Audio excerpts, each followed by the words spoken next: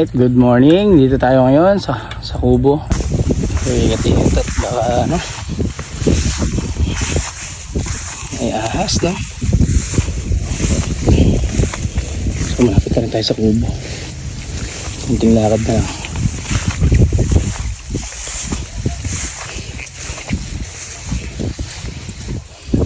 So yan ang ating palayan.